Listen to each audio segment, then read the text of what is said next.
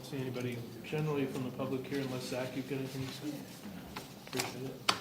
Item number 2 on the agenda is your general administrative and financial management agenda items, starting with 2A, the minutes from your last regular board meeting and special board meeting. You'll have copies of the draft minutes. Are there any revisions or corrections? If not, is there a motion to approve the minutes as written, both sets? I'll make that motion. Second. All in favor? Aye. Okay.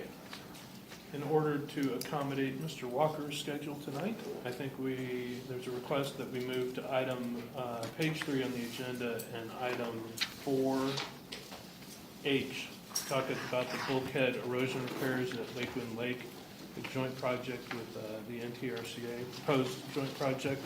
And with that introduction, I'll just turn it over to Mr. Walker. Made my week, I feel special now. But,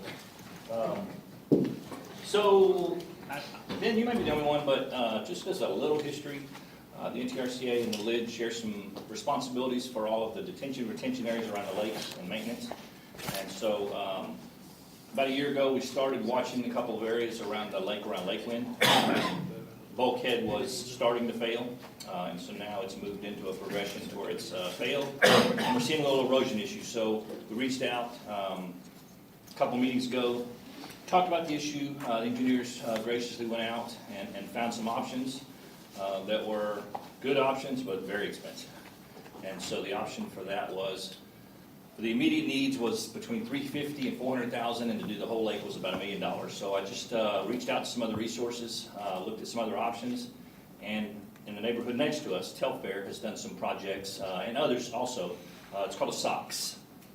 This is essentially, I would relate it to a very industrial strength, kind of like a windscreen. It is a mesh material that is designed to last for a long time, but they come into the lake edge and they stake it in, and depending on the size, you either need a 6-foot or a 12-foot.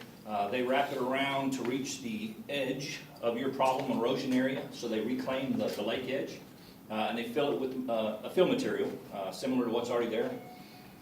Fill it, come about a couple inches above it, and they sod it. And so you come back with a natural edge. Right now we currently have a concrete edge, but that's part of our problem. That concrete edge, the lawnmowers like to ride right up to the edge of it, so there's no weed eating. It causes an area right next to it that tends to kind of subside a little bit, holds water, gets under the concrete, it backfills, it causes the problem. So when we went out for this, the local group that does this is called Double Oak Erosion. I know I reached out, there was a couple other people that had heard of them in the room. I went to Telfair, I looked at that project. What we're proposing, and what I'm also proposing to my board, is for us to do a sample. A 200-foot section takes one of the 2 areas that's bad, completely does it. We put this sample out, and we just observe it. The cost is considerably less, obviously. For that 200-foot section, if we need a 6-foot edge, it's about $16,000. The estimate was $16,400. If we need a 12-foot edge, it's about $21,600. Considering the options between $21,600 and somewhere between $250,000 and $400,000, it seems like it'd be worthwhile to look at the other option. Other people have used it. Other people are currently happy with it. In the area, there's nothing older than probably 4 or 5 years, but it still looks good. So I just wanted to bring it for discussion. You know, since we share that responsibility, on our side, I feel it's prudent to try this. The thought, pros and cons, obviously pros is the price. We come with a natural lake bed edge. Doesn't impact the mowing any. We probably alleviate some of the problems that's causing this. Cons is that it possibly lasts half as long as what we have there. But if we look at that as far as the kind of the cost-benefit analysis, it's still much cheaper. We could do it 3 times for the same cost if we had to. And so I'm here to talk about it, open for conversation, kind of getting thoughts. And Just to piggyback on what Michael said, this was actually on my report as well. I operate Telfair, which is the neighborhood right next door, and section 28 is the lake that they just did this all the way around. They just finished up the entire project. It was quite a bit of linear footage. It came in very low in cost compared to going back to the bulkhead. They finished the entire project in about 48 days with zero problems, 0 complaints. and it seems to be holding up really well. The only issue that we're having right now is they did put sod over top, and we're in the middle of a drought, unfortunately, but it is what it is. We just need to get some water on it.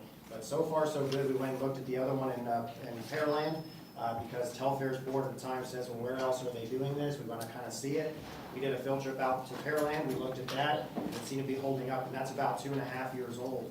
But so far, so good. In fact, Telfair liked it so much that they're going to start doing it on the rest of their lake as well. So it is a heck of an option. I actually was going to talk about it on my report as well. So this is a good product, and it may save the district quite a bit of money. And that plays into it. We have 11 lakes, and so we're looking at an option. If we go back and we find that, you know, the only other option is spending $1 million+ on each lake, that's a lot of money that we don't currently have.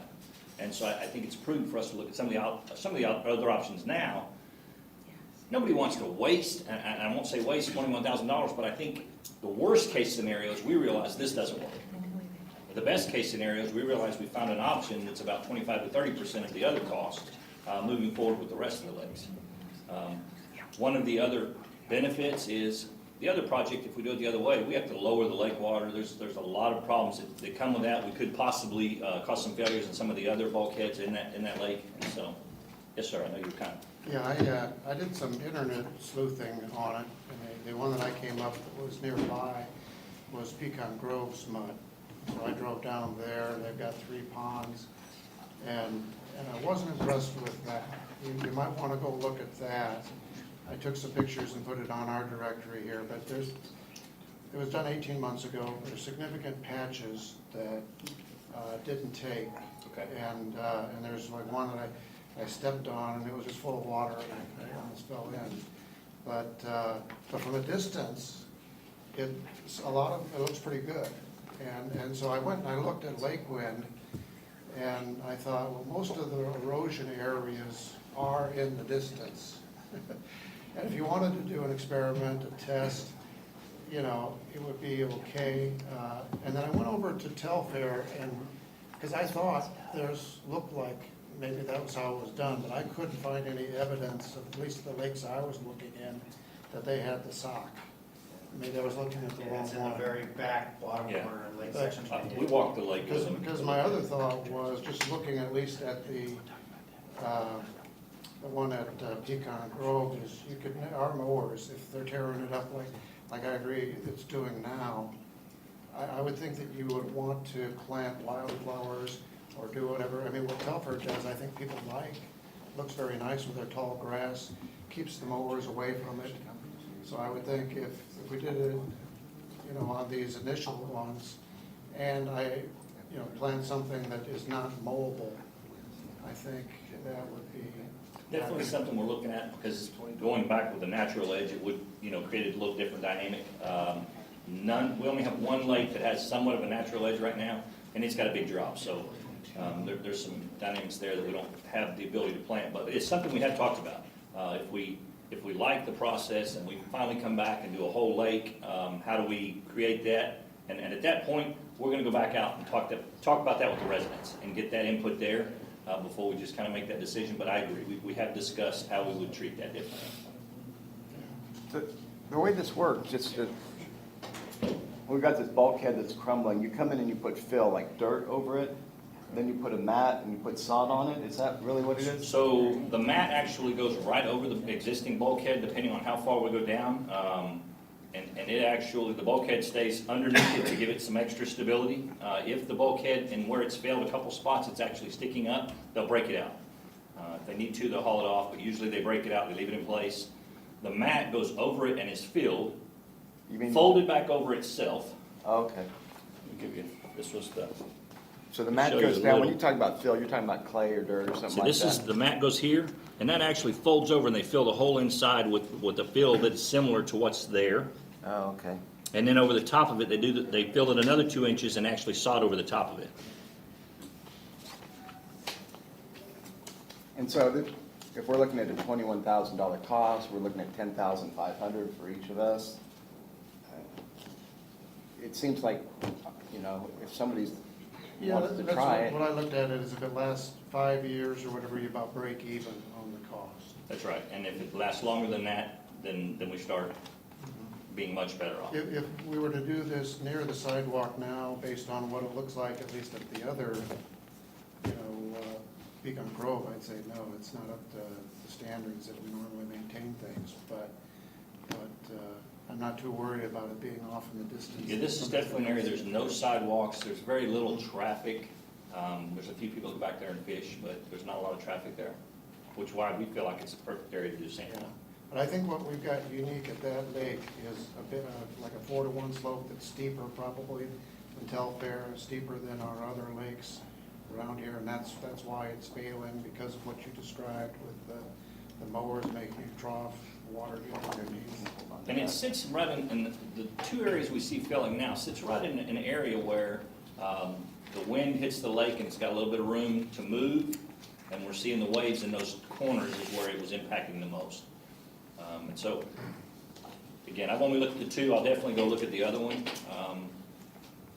Oh, I like, not to interrupt, sorry, but I like this idea that you had about putting plants and stuff in there. You know, Telfair looks really pretty where they do that. I would think the residents would like it. Yeah. They would like that, and then they would cut down on the waves, and then And if it it keeps worked, the mowers I'd put- off, I'd right? put more of that, because Telfair has some fairly narrow bands, but it serves that purpose of keeping the mowers away from the edge. Now, I'll reach out over to the other side, but I know we've had some comments from some of the board and some people there that they've gotten rid of some of those real natural areas right next to the homes, because they've had some problems with snakes and other wildlife that kind of have gotten in there, but again, I think that's further down for us to look at.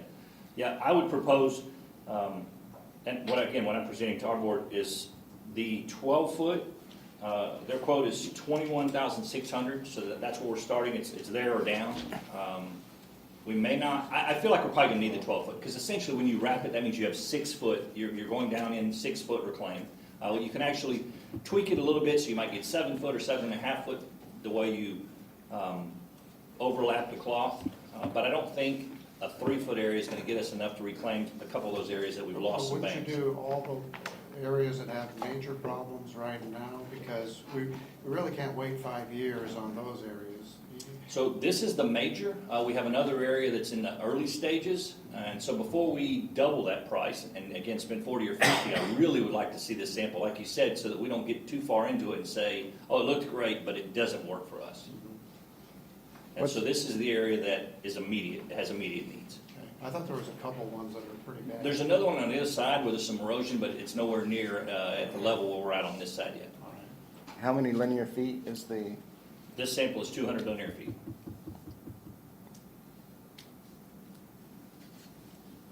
It sounds like we've got at least a few of us who are in agreement that it's worth giving that a try. And we've got some places where it's not working, Pecan Grove, but then Telfair where it's working, and did you say in Pasadena?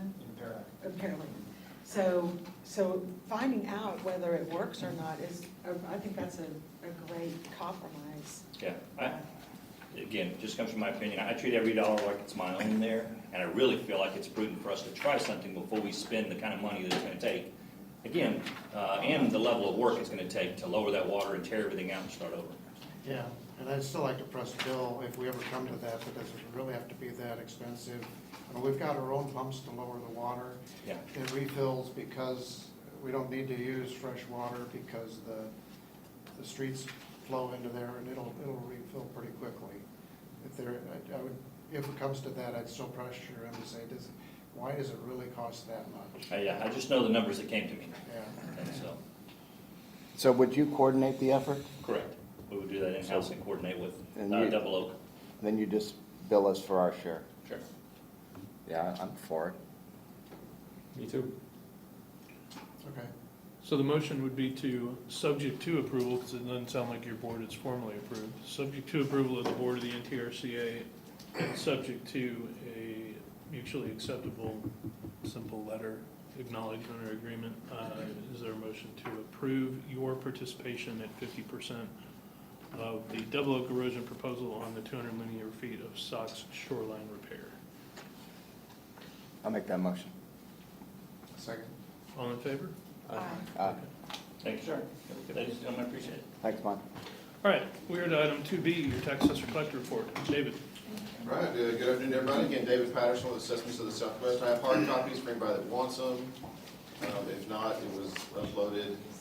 I double checked to make sure, so I know it was there. And if you have any questions, feel free to stop me. But current month right there, beginning balance is $125,087. We collected $13,808 in the month of May. Dispersed $45,890, leaves you just over $93,000 at the end of May. Fiscal tax years follow, they're fine. Second page is your net taxable for 2021, $1,587,76,292, and of course your current prior tax rate information follows there as well. Collection percentages on page 3, just over 98%, which is pretty much where you were same time last year, so looking good. All your priors look good, 99% or above, which is where you want to be. Just over $200,000 outstanding for your balance. We collected over $6.7 million thus far this year. Continue on the back of page 2. It's your disbursement page. Your top balance of $93,000. Nothing, obviously we just started June, so nothing posted yet. A couple wires, $7,500 for debt, $61.64 for maintenance. You have some handful of checks there for your approval today. I'll point out the escheated funds. That's going to the comptroller for obviously the escheated funds, and that they'll hold that, and somebody can claim that money from them. That is required by law to do that every. I think we look back 3 years. Value reductions that have come over from the CD, and then your big check is your quarterly CAD payment to the Fort Bend Central Appraisal District. You sum all that up, comes to $29,960, leaves you $63,044 in the account as of today. Pretty much the rest of the report is your delinquent tax roll. The May notices did go out, so that notified the homeowner property owners of the 3307 notice, which is the 20% penalty for real property that is effective as of July 1st if they do not pay.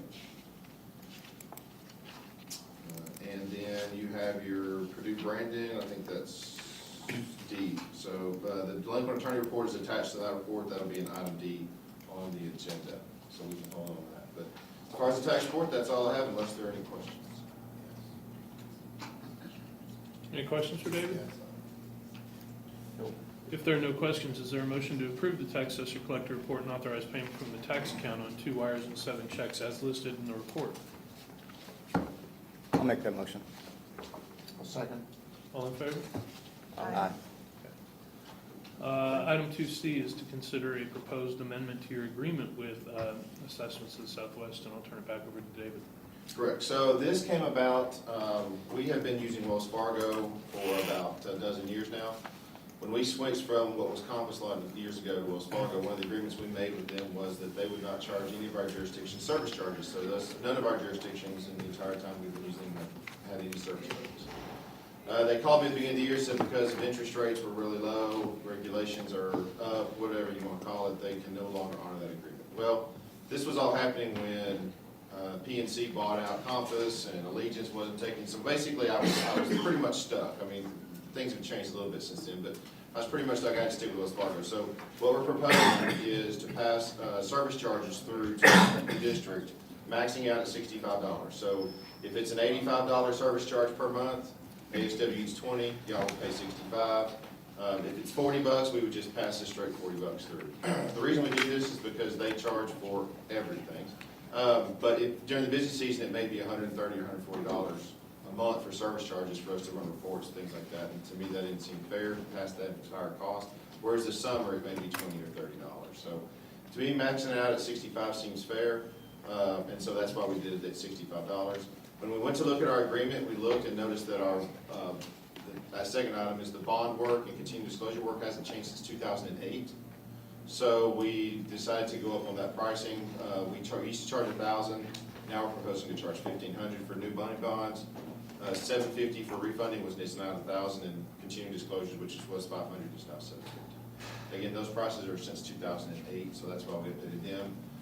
Everything else remains the same. We just asked that it's effective as of May 1st. We've been doing this for several months, so we don't have to go back and count days and try to split money on the bank. It's just not worth it. And so we just had some trouble getting it on the agenda. But it'll be effective May 1st. That way I can charge all of May on your quarterly billing. So I'll be happy to answer any questions, but those are the changes for the amendment proposed. I think I'm okay. Are you okay with Yeah, I that? mean, the bank charges are going up for everybody right now, and in the rising rate environment, it's gonna continue. Yep. You know, if the interest rates go back up, they may come back to me and say that we can no longer, I doubt that that'll ever happen, but you never know. Okay, if the board's okay, the motion would be to approve a seventh amendment to your agreement for services of tax assessor collector with the assessments of the Southwest to change Exhibit A to that agreement to reflect this new fee schedule. I'll make that motion. Second. All in favor? To be effective May 1. Thank you very much. Got that in. We need to clarify that. Okay, and then item D, as David prefaced, we have a delinquent tax attorney's report from Purdue Brandon. For y'all, informational only, there's no board action required on any of those delinquent accounts. And for a taxing jurisdiction your size, it's nice to see that this list is not very long. Very nice. So unless there's questions on that, we can go to 2E on the agenda and receive your bookkeeper's report. Tom and If I Cindy. could just ask a quick question. David gave me a copy of this. Is it okay since we just approved that to sign it, or do you need to review it first? No, we've reviewed it, but I don't know that there's an effective date as of May 1. The caption should be on the very first paragraph. Yep, got it. Yep, it's fine. All right, Tom and Cindy? Okay, I want to let you know a couple of things. I have been harassing people for a couple of months now. I had luck with Constellation today, and we now have that set, so it will come to our office instead of still going to Myrtle Cruise. City of Sugar Land gave me information so I can get that handled. I'm still having a little bit of an issue with Windstream, but I hope to have that resolved in the next 2 weeks. They are the worst of the three about returning phone calls. They have a website that you can go and do this, and no, that doesn't work, so I have to harass them some more. Your summary page, all of these balances in the top that are showing negative amounts, we are waiting for BKD to finish, so we know for sure what we are transferring between accounts to get everything back to where it should be. Other than the $810,000 we moved from operating capital to 2015 that was approved at the last regular meeting. So that is back where it belongs, and that account has the amount you expect in it now. Before I get to the rest, we have 5 off the report checks because the invoices didn't come to me until after I gave you the report.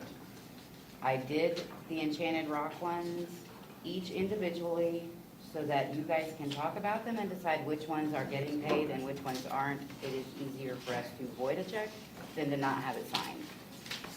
The Mike Stone are their regular invoices that have just not made it to me to put in here. Next page is your, everything that was approved at the last meeting with the addition of a maintenance tax deposit that was made for $28,000 and a debt service deposit that was made for $15,000. Page 3, even though our page numbers do not yet want to show up on this report, is the checks that are here for approval today. There is a separation on the last 3 in there because I was pretty sure that they went in operating capital, so that'll need to be shifted, but not 100% sure. I am now sure they need to go to operating capital. I didn't see his response to my question before I sent the report, so that's a quick fix. You'll see it on the next. We have 1 check in Series 2015. It's your water reuse distribution system. I think that's what I remember that being. And a couple that go into 2018.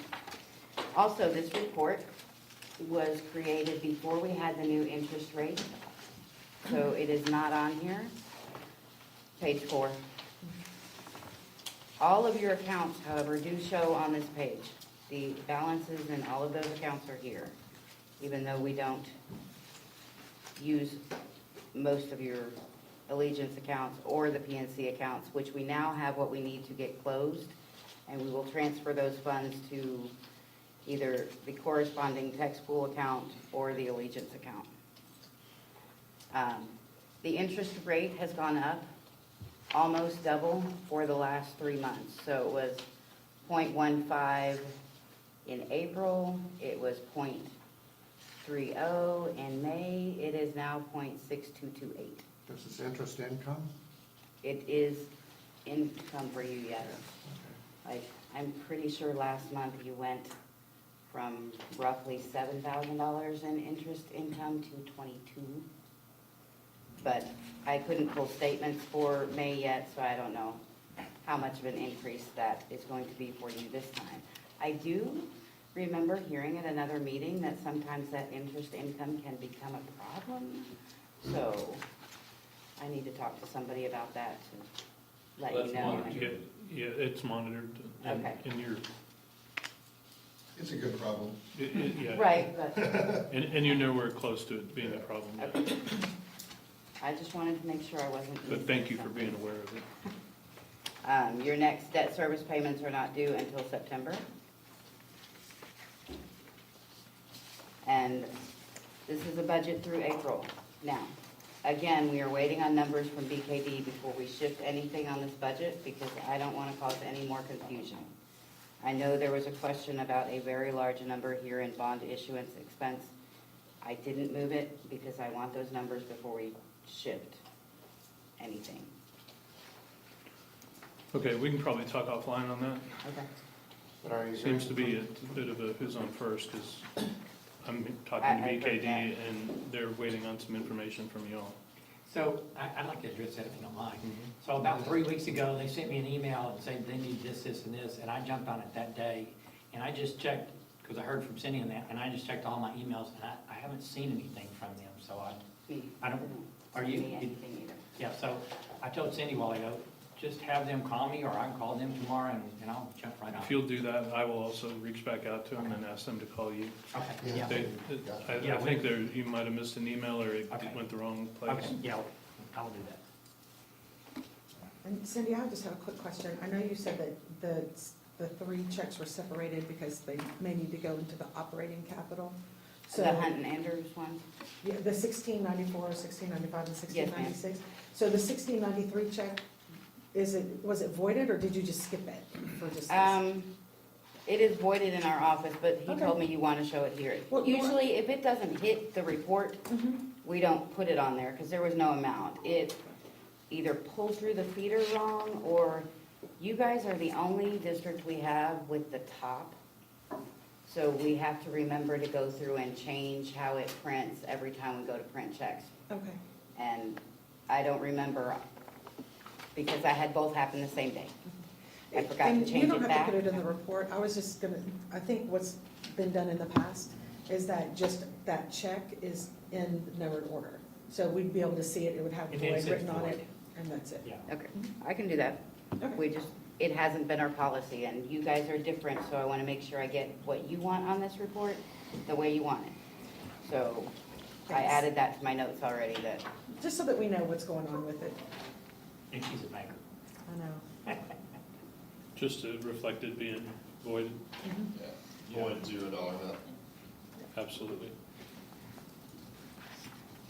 If Cindy doesn't ask, you know, I'll talk to you about it later. So now I wait, asked which different one was you questions. talking to? Oh, yeah, yeah, those, I guess we have a couple of cities.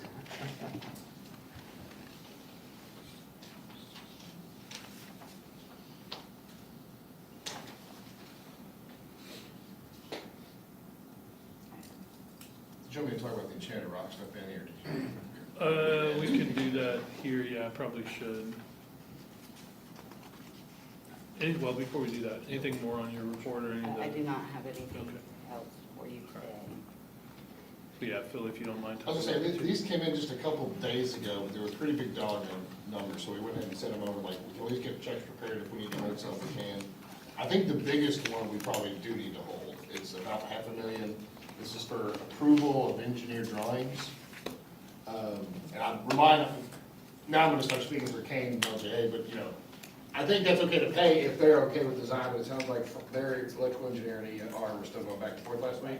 Right. Last Tuesday, there was a meeting between LJA and ER. I don't believe that we have the engineering complete yet, 100%. So at this time, I'd say we hold until we get that Yeah, so- confirmation from our electrical engineer. Let me make sure the board knows exactly what's going on. we received 3 invoices from Enchanted Rock. There are one for the transformer change order that we talked about at your last meeting that you all approved. So they're invoicing that. Then there's another invoice that's being generated pursuant to their schedule of draws, for lack of a better description. That is the placement of the order for the switchgear for the generators, and that's $315,249, which does match exactly their contract schedule. And then their next, And if I don't, jump in, Chris. Yep. They did provide when we did the same thing for the generators, we asked for backup and they provided that same backup too. So it's an odd way this one's divvied up in the contract, but we're still going by the contract on that particular item. and then the third invoice they generated was the next one sequentially on their draw schedule, which is a 15% of the project total, which is to be paid at the approval of engineered drawings. And our recommendation, I think, from the consultant standpoint, and Kane, let me know if I'm misspeaking on behalf of LJA, but we're just not there. We're not ready to say that that portion of the work has been completed from our perspective. That's right. Okay. So in addition to the invoices that are listed in your bookkeeping report, there'll be 2 more payable to Enchanted Rock. One in the amount of $54,260 for the transformer change order, and the other for $315,249.00 for the switchgear. So are we holding the big one until they get to that point, or do you want it voided and just removed? Well, when you say voided, I didn't know, you've written checks for all 3? Then yes, we would be voiding that check for payable to Enchanted Rock for $472,873 and holding payment on that.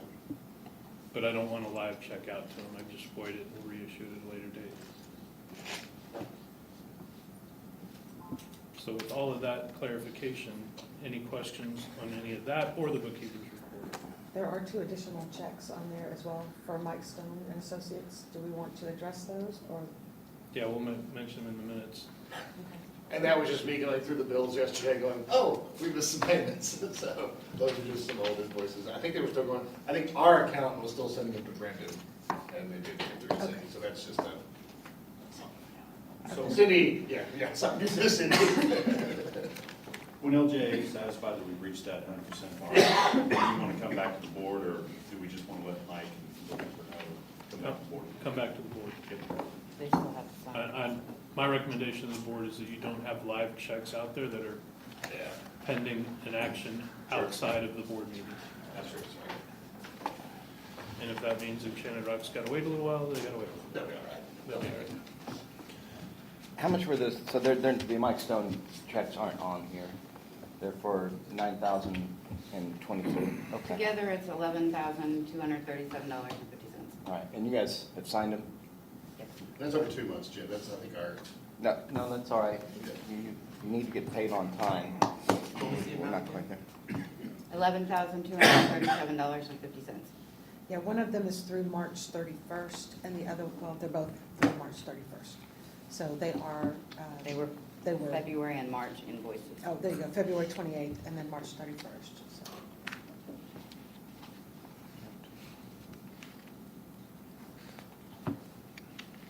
Okay, so with those clarifications, is there a motion to approve the bookkeeper's report and pay the invoices both reflected in the report and as discussed? I'll make that motion. I'll second. All in favor? Uh, Okay. Item F, reconciliation of accounts by BKD. Like we talked about earlier, there's, seems to be just some miscommunication that we'll work to resolve in short order. you don't know off the top of your head what I know specifically. I have a non-exclusive list based on a conversation with Sherry Greenwood. One bank account, and I don't know which one it was, a September 2021 statement is missing. There's several disbursements that are reflected in reports but don't have any backup for what those disbursements are. And seems to be there's some inconsistencies with respect to board payroll or per diem withholding amounts. And that is a non-exclusive list.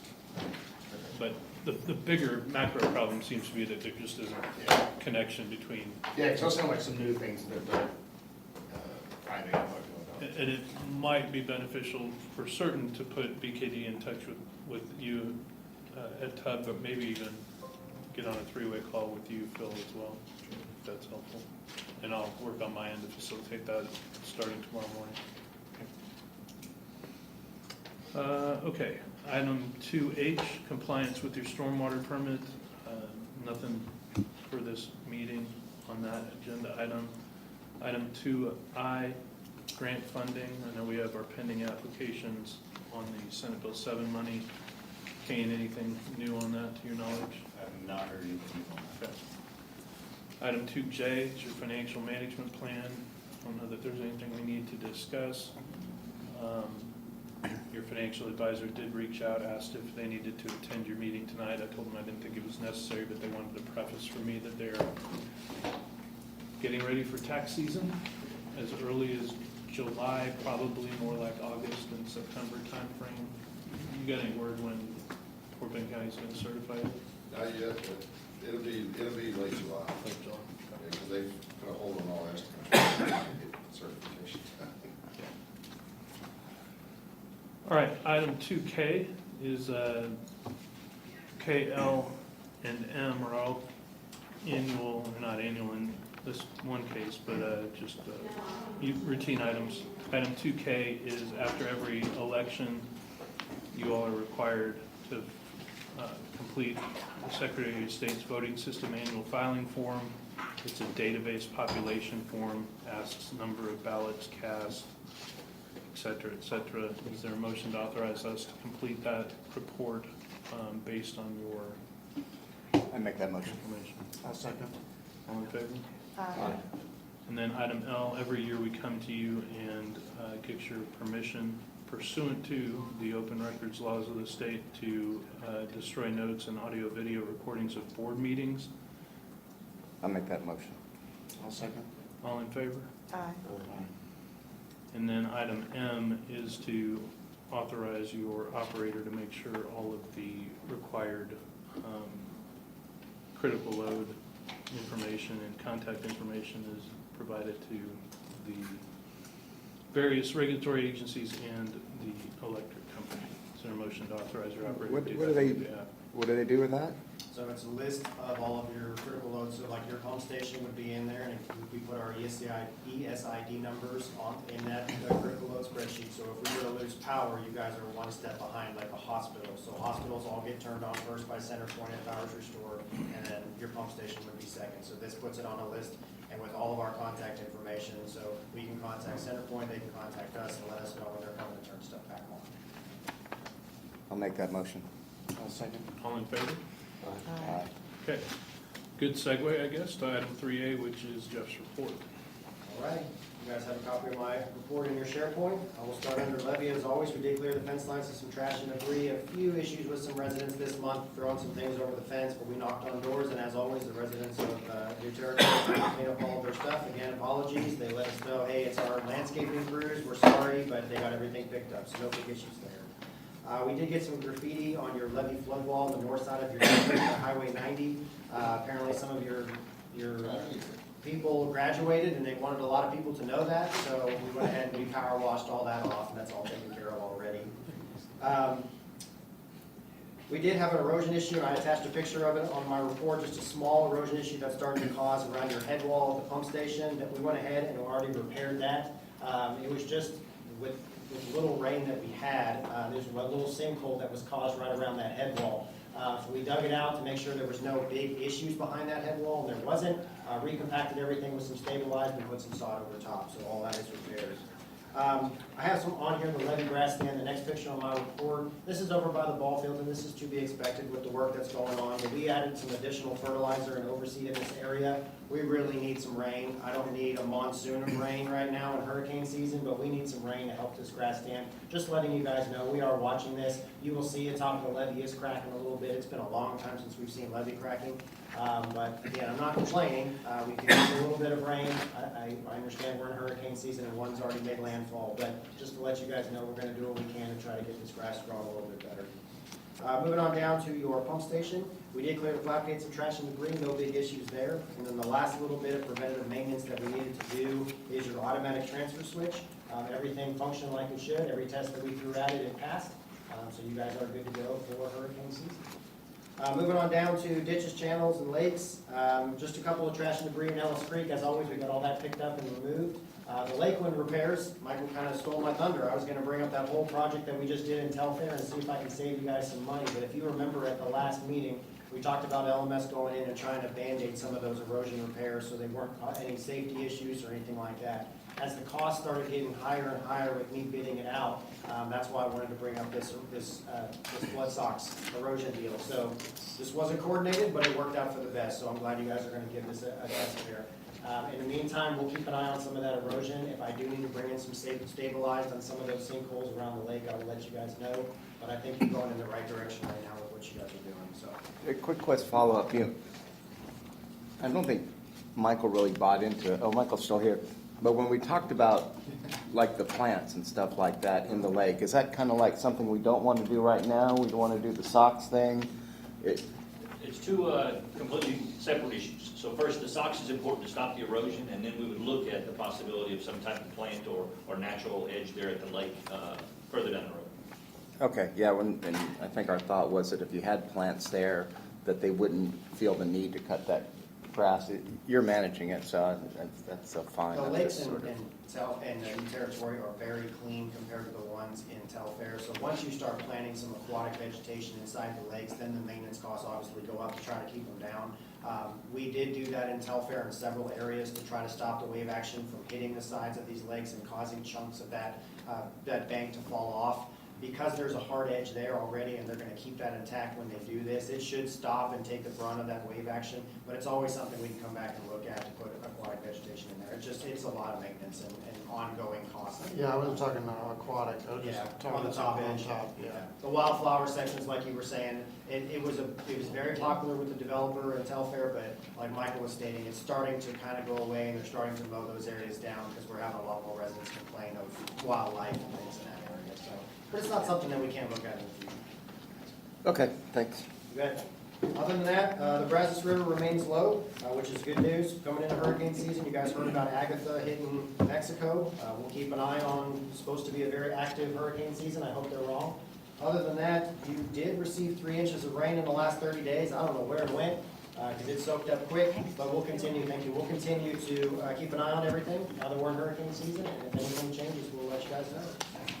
Very quick report for me, just a bunch of updates, no items for approval. Unless you have any questions for me, that's all I've got. Thanks, Jeff. Thank you. All right, if there are no questions for Jeff, we'll move on to Rick's report. Good evening, everybody. You've got the SharePoint document there from the reuse plant. We have the water reported through May 15th. We'll catch that up on next month. Your operations charges are detailed on the next page. The facility, we had to replace a fairly sophisticated light fixture. Took 6 hours of labor, and the fixture itself is $425. That is a security light that you certainly want to have working correctly. Some unbilled work orders that you'll see on next month's invoice include surge protector and the control box at the facility. And in the distribution system, we have 2 repairs, one that have not been billed yet. One is at Mound Airy and Walker School Road, and the other is at Walston Bend and Homeward Bay. The first one was opened on 5/19. The repair has been made, we just haven't got the paperwork through.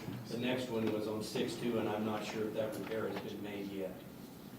The next page is the monthly affluent report, which shows no excursions to the permit. The balance of my report is the pictures of the repair of that light fixture and the invoice itself. And that's it from me, unless you have questions. Any questions for Rick? If not, thanks for that report, and we'll move on to item 4 on the agenda, your capital improvement projects, starting with your river erosion project. Phil and Tyson. Sure. Got some good news. The bookkeeper, if you can actually scroll to the top, Mr. Wood. We started to get some TDM money. So some of the funding, the entire funding machine is not working. It's moving slow and clunky, but it's going. So that you can see the green cells we've been highlighting on that FEMA line. With the TDM money, those first 3 chunks came in. We were kind of waiting. We were told they'd come like near the end of the quarter. Well, sometime late April, those 3 showed up as one big chunk. So stuff's getting, and it went to the right account this time too, didn't it? So, Yes, that one went to the right account first.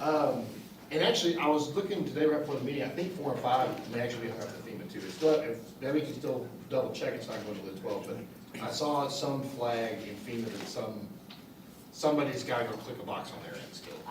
So we got the emails to Skinner that they were approved, but somewhere in between there and actually clearing the bank, it may be on the FEMA end. So those 4 and 5 green boxes may actually be false. I may be incorrect in saying those, but FEMA's blessed the amount. There's somewhere in their accounting where it's getting hung up. But we're fully reimbursed for 1, 2, and 3, and those are reflected in your bookkeeping report. So that the plan is still working. I think is the big takeaway, which is good to know. It's moving slower, but it's moving forward.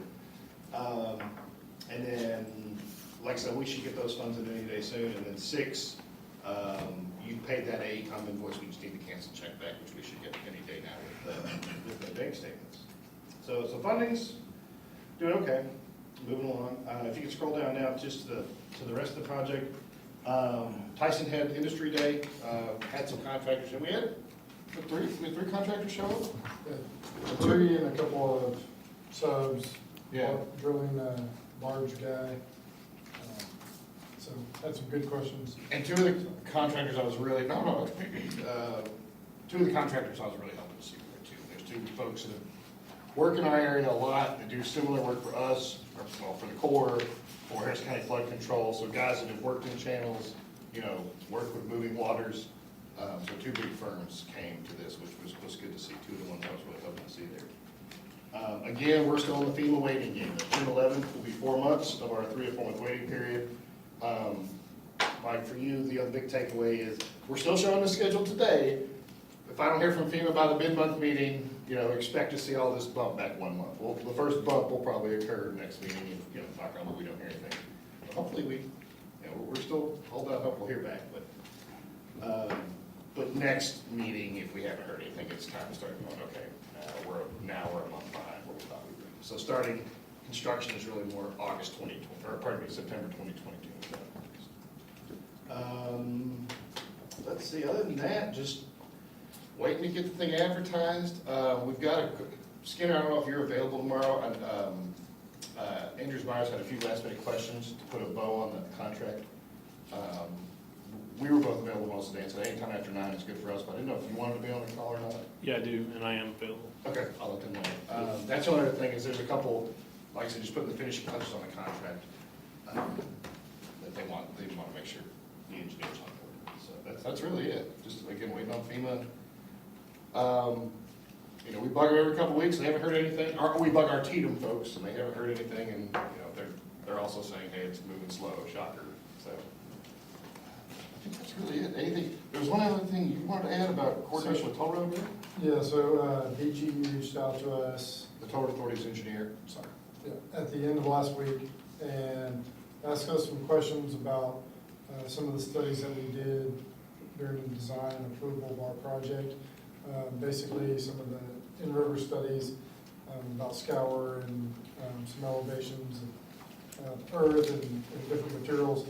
Post-construction, basically they want to use that as part of their existing conditions for some improvements that they're planning. And we told them we'd take a look and get back. I just wanted to bring it up with y'all, make sure y'all were okay with that sharing information with them. So I don't see any reason why not, but it's y'all's information, that y'all's work product, or our work product. I was paid for by y'all, so I wanted to run it by y'all first. Before we send the files. It's really the modeling, right?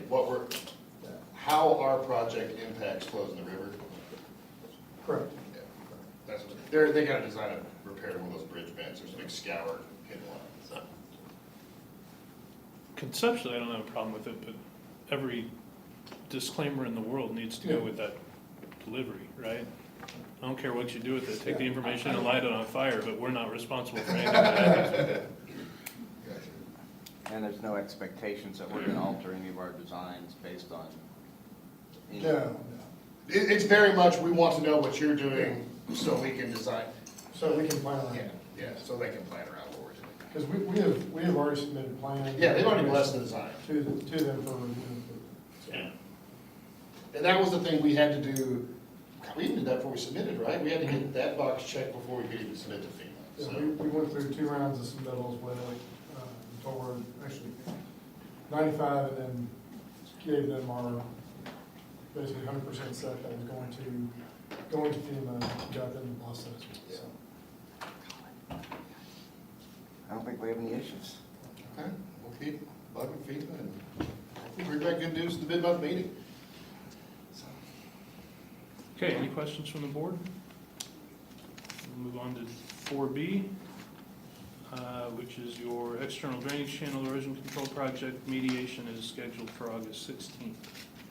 Don't have any more information other than that. Item 4C, Kane. All right, good evening, everybody.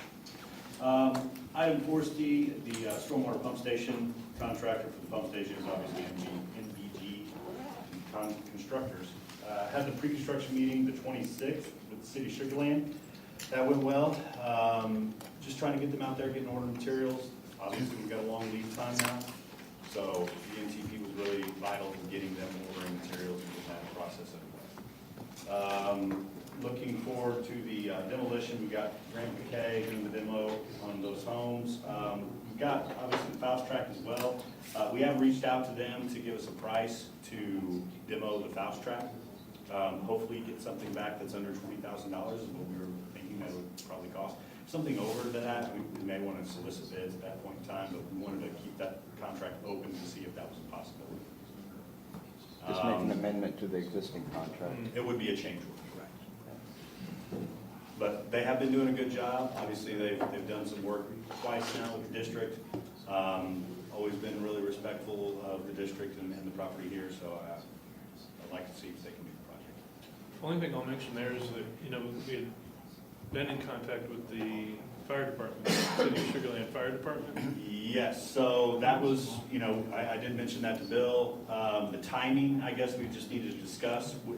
What the fire department was going to, drills out there. But They were supposed to send us a letter, a form of an agreement, something that they've used before, similar to the previous comment, says, hey, you can go do whatever you want on our property for your training, Right, but we have no liability. correct. And that was in their court, to get us something that Been a they've month used now, before, right? yeah. And I think we want to be helpful to their training efforts, but we're not going to expose ourselves to liability for doing it. Do we want to delay a project as well? And not delay the project, for sure. Okay. They want to train over on that land? So that Faust house that we required that they may or may not still be squatting in, the fire department would like to use it for training purposes, and I think mostly related to how they go through roofs, ceilings. I don't know whether they light it on fire or not. I just don't know. But if a burning ember leaves from our property onto somebody else's property, that's not on us, it's on them, and we've got to document that somehow. Otherwise, I wouldn't be in a position to recommend it to you, despite the obvious training benefits. Do we want to demo that house as early as possible? I mean, we've got this idea that the Fausts move out. Do we know if they're out? Still, they've moved some things since the last time we looked, but it does still look like there's a lot of stuff there. And it does look like there's still some life occasionally. Well, it might be time to resolve that. We're in June. But the idea is they're out, we give the fire department 30 days, we schedule something with the demo company saying, hey, on August 15th, go demo it, because they did a really good job with the houses, and it's just, Bill kind of gave this impression that there was gonna be a big hole or something like that. There's no hole, it's just flat ground. So I think we want to get that done, right? I would advocate for that. Now, you know, there's moving parts here that we need to consider. Obviously, we've got Faust possibly squatting in it. I think that that was probably a big motivation to just get the house torn down. Electricity and utilities are off, so they're not there. Oh, is that right? Yeah, utilities are off. There's never any light. They might be in and out, but they're not staying overnight. Yeah, I think we do something like, we pretend that they're already out, and then we post a notice on their house that says, July 15th through August 15th, the Sugarland Fire Department will be using this house for fire training type thing. I mean, I don't think we want to get in this mode of actually calling the police to have them evicted or anything. There's a better way to do it. I kind of like your idea. Burn their house. Burn somebody's down. Yeah. But we haven't gotten the response from the city, the fire department. No, Right. no. So- We need to get that. Well, yeah, I mean, the demolition could happen as early as when? We would need to, obviously, we're still now just reached out for the price. I would Yeah. have to get a, schedule together from Grant It County. could be mid-July. It could be August. August, okay. But we'd give them like 30 days, right? Okay, fire department, start this day. Jorge, you still with us? We need a letter from the fire department indemnifying us from them going in and playing in the house. Does that fall in your bailiwick? Or are you just an engineer? That's not helpful. That's, I can reach out to them and see what they need. yeah, if you just have him get back in touch with us. I'll get in touch with them and check. You might tell them that we're looking at mid to late July for them to go in, and they'll have 30 days. Okay. That kind of puts a little timeline in front of them. If they come to us in September, right, the house is probably gone. Okay. Well, I can get in touch with them tomorrow. All right, thank you. That's You want them to contact you? us, and there's an email chain that's going on with LJA, us as the attorneys, and the fire department. I'll make sure that they You have a name? Who are you? It's the chief of the fire department is on the think so. email. I don't recall his name. I'll get it. I'm trying to find a Okay. degrees. All right, back to you. No action items, but I guess this kind of falls into it. I had an email regarding the route for construction involving the stormwater pump station. It's premature talking about it now. Do we want to talk about it now? I believe there was some confusion between the flyer that had went out and the route that we were currently trying to get the contractor to adopt and work out with CenterPoint. That route is not approved. The one that Bill sent out the email for, it is not approved with CenterPoint, and it is not approved route yet. We have a lot of things to work through. Obviously, the consent to encroach or grant to others needs to be blessed by the CenterPoint, so we're kind of premature there. The route that was shown on the flyer is an acceptable route. Obviously, it's using public roads to enter and leave that area, so it shows everything that needs to be shown. I guess at this point, do we need to modify anything, or do we want to modify? So the concern was we sent out the flyer to Crescent Ridge. It's already been. It should be enhanced tonight, and that's part of our report. Where the confusion came from was I was sending what we had to be posted to the MTRC as was agreed by, at the last meeting, and Michael Walker pushed back and said that Bill has been circulating this other thing. I don't want to put Michael in a bad position. We definitely don't want to be in a position where we're putting out the incorrect information.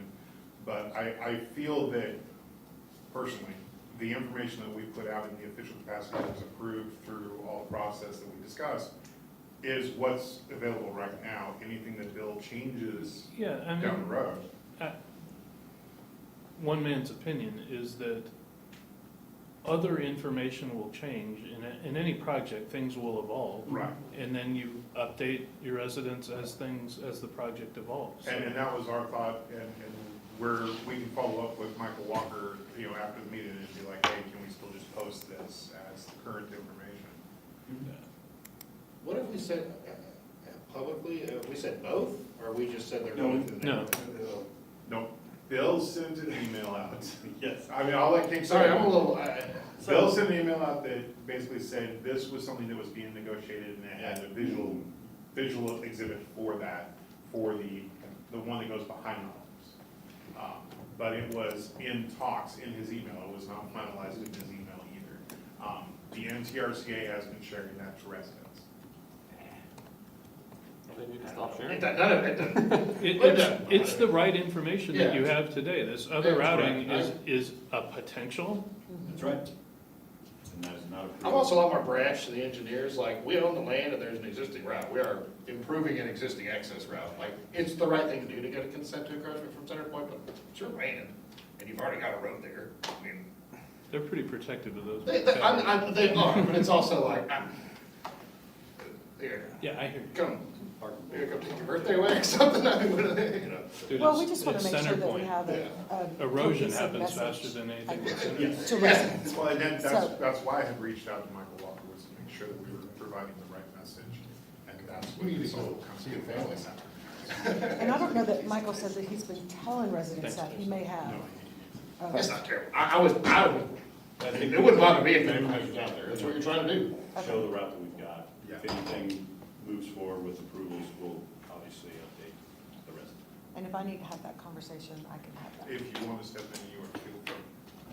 I don't think Michael Walker likes it when I push him. Item D, the detention and drainage, we're 90% complete with the plans. The site access acquisition, I guess any discussion we're open to having tonight, I guess, regarding any of the other tracks there, but I think that we're good as far as action items, there's nothing there to discuss. Reclaimed water project, we do have the finalized plan from the city of Sugarland now. Easements, meets and bounds, we've got all those. We haven't seen the signed easements though. I don't think I've seen those from Michael just yet, so still waiting. We haven't received them yet. You haven't received them yet? No. We've been told they were approved, but we just haven't seen the sign. We'll follow up. Okay. No action items. As far as the emergency action plan, we do have the finalized copy. I believe that unintentionally a copy was sent. The finalized copy was sent with a draft on it. Don't know why that was, but I do have a final copy here, 2 copies actually. If you'd like a copy, hard copy. What is this plan? The emergency action plan. We need one for the district's records. Okay. And if the directors don't want it, I'll take it. So So I get we one. got a bidding war. I Yeah. will take. I can get one later from you too. Yeah, just let me know how many I brought 2. Obviously, I can make more. So just let me know. Yeah, we And don't need but one it's if the we same put it- thing that we had, that we got emailed, Yes, correct? the SharePoint should have the finalized Okay. copy as well, so if you're into the digital thing, it's. Where is it on the SharePoint? It should be in the engineering Under- portion. So there, it should be in the folders like at the beginning. So if you go to the route where I showed you just the board document space before you go into meeting materials, there should be some director-specific forms that you can. There you go. Yeah.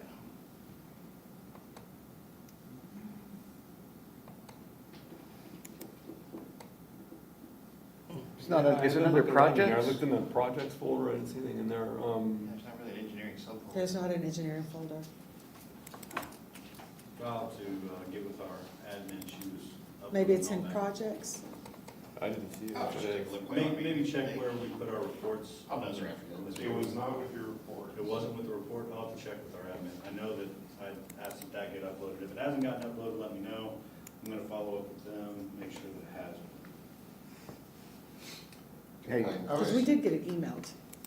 Oh, you get an email when every time it gets uploaded? No, we got the email copy of it because I remember reading through it. Oh, yeah, but it should be uploaded to SharePoint as well.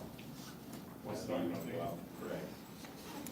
EAP or emergency action plan? I was going to add on the pre-construction meeting, since I think I'm the only one here that went, but the 2 themes of it were basically the city communicating what its inspection needs were with the contractor, and then the other concern was protocols for dealing with the residents. They're very sensitive that this is in the residential area, so they were pleased to hear that we have a protocol that fills the contact for that, and that the contractor is not expected to deal with the residents. He'll just flip them to fill. And they said that they fully expect the city and the contractor, when they trim the trees, that they'll call the city and complain, because they're gonna cut them to 14 feet on Cunningham Creek and 12 feet otherwise. And then the pile driving, which will start about a month after the construction starts. They said the noise will bother people more than the vibration. And they just expect to get some calls on that. But after that, they said they didn't think there'd be a lot in the way of vibrations, other than they have one option of putting in sheet piling, I believe, on the outside of the levee, and that could cause some noise. But otherwise, they didn't think there'd be a lot of vibration during construction. So that's what I got out of the meeting. There'll be a lot of calls too, when they go to pour concrete with all the trucks back and forth. We had a lot of issues with that in Greenwood, but it's all standard stuff, so we'll see how it goes. Obviously, it's a lengthy construction project. There's a lot of moving parts with it. We have, obviously, the vibration monitoring in, so that is going to help.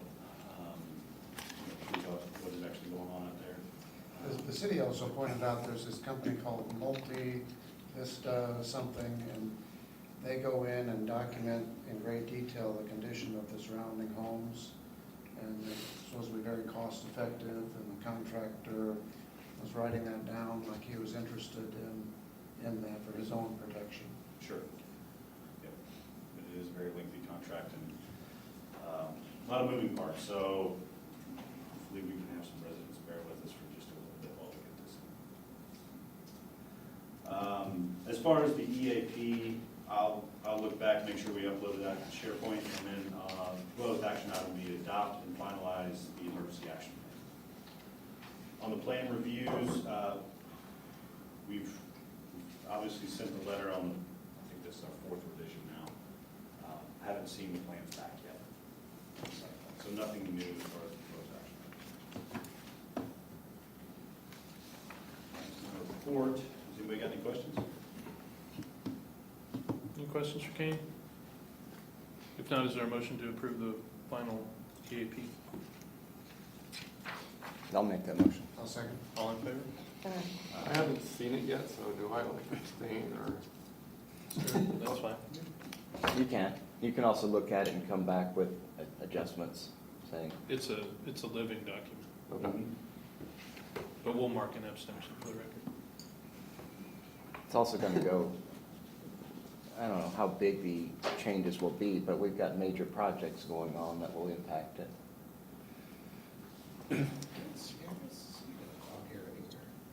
Okay, I believe we're to item 5 on the agenda, the attorney's report. Just a friendly reminder that August 31 is the deadline for the cybersecurity training for all the directors. I know Cindy's completed hers and sent us the certificate. It's not cumbersome. It's pretty quick. I did it too, but the video doesn't come with the certificate. Just let us know, we'll mark it. Just let us know that we've done it. Okay, yeah. No, and I Yeah, think, emailed yeah, I Frank. think I may have marked our districts complete in trying to print my certificate. So if we could please complete that so that I'm told the truth, I'd greatly appreciate that. All right.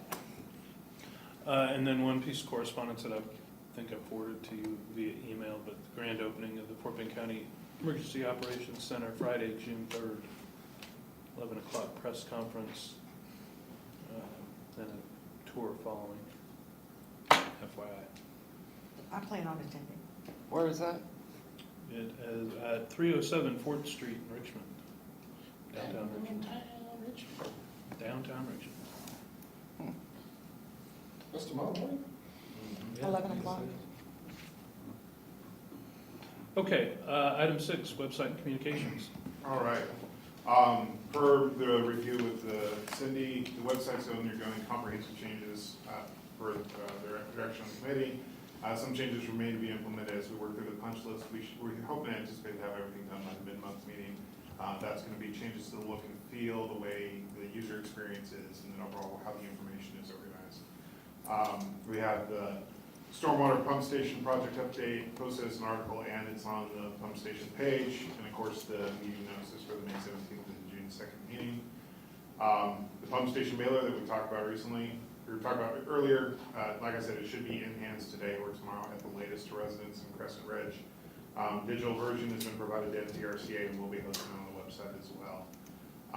We of course got Director Beatty set up with his laptop.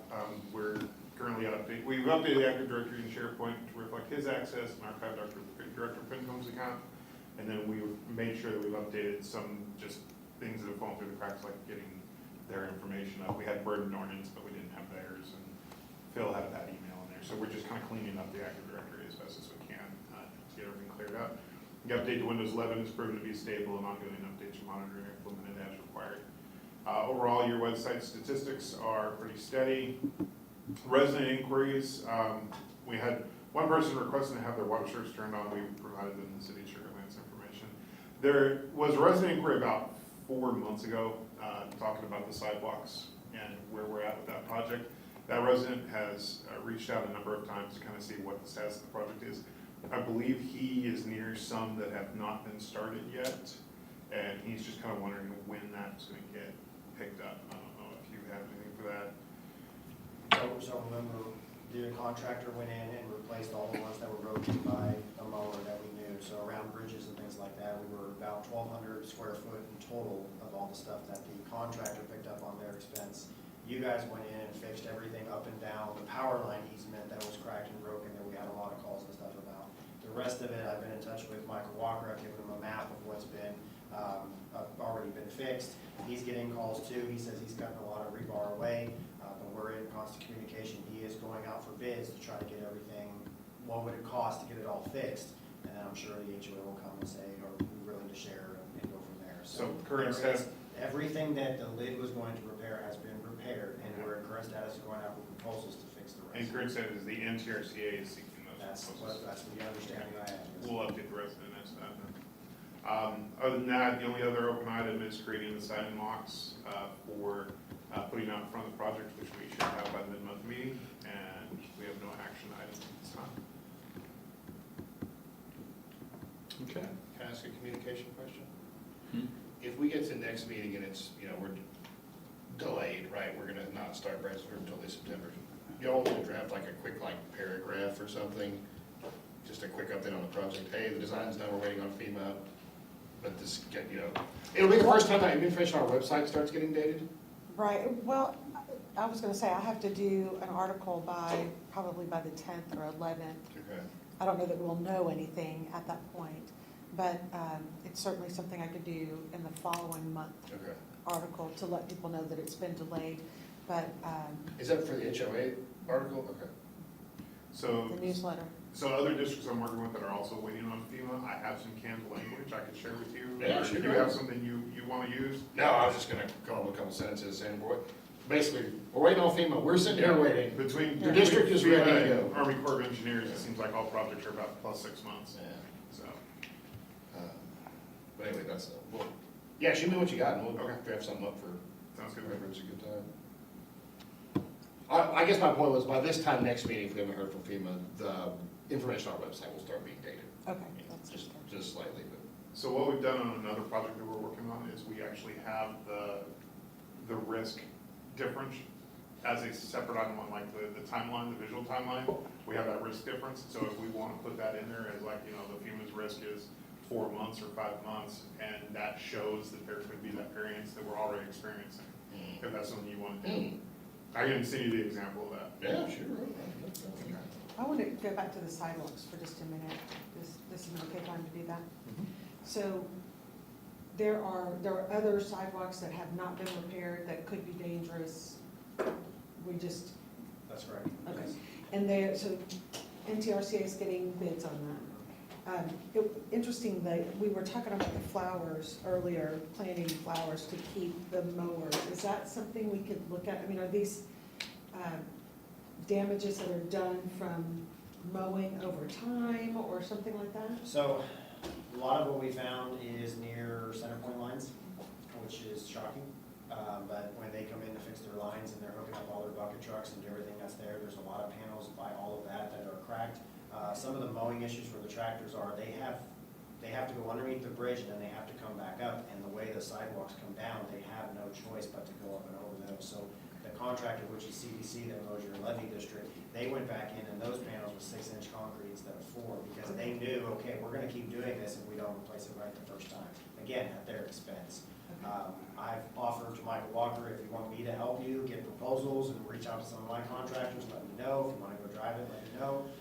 So we've been communicating back and forth on this project and said, you know, we understand this is a joint effort, just let me know where we are. So as of right now, yes, there are still several shattered panels and some panels that do have rebar sticking out a little bit.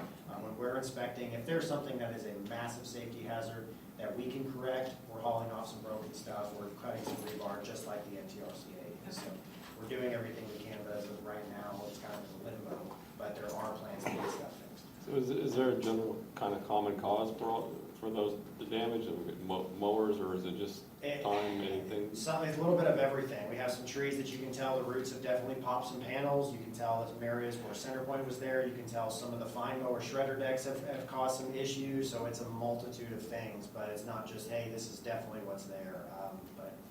And the other contributing factor is that Ellis Creek gets wider as it goes along. So if you go on the other side, I was curious, why did none of those fail? Were they built to a higher standard? And they told me it's the creek is narrower, and so the sidewalk isn't right as close to the slope. They told me. I'll keep working with Michael Walker, and I'll put it on my report as an update each month until if we have an update, I'll let you know. Okay, I may give him a call and see if we can go look at it. Okay. Okay, anything else for Michael Willett? If not, then we're to item number 7 on the agenda, closed session. We are recommending that you go into closed session for purposes listed on the agenda.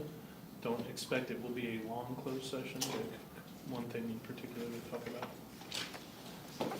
So is there a motion to go into closed session in about 5 minutes, which would be at 6:55 on my watch? Next. Yeah, 6:55. I'll make the motion. Second.